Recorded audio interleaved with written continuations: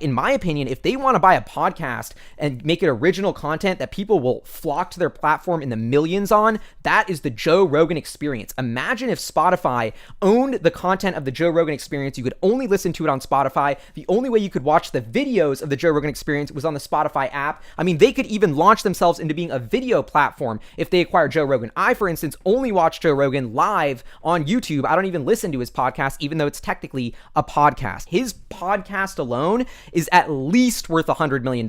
In my opinion, it's worth several $100 million.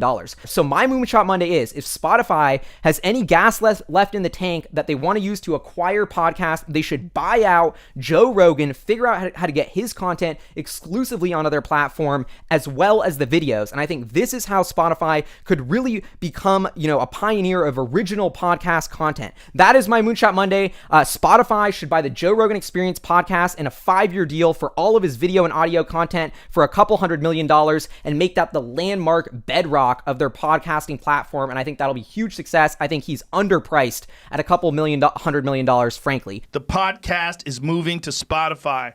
I signed a multi-year licensing agreement with Spotify that will start on September 1st. Starting on September 1st, the entire JRE library will be available on Spotify as well as all the other platforms. Then somewhere around the end of the year, it will become exclusive to Spotify, including the video version of the podcast.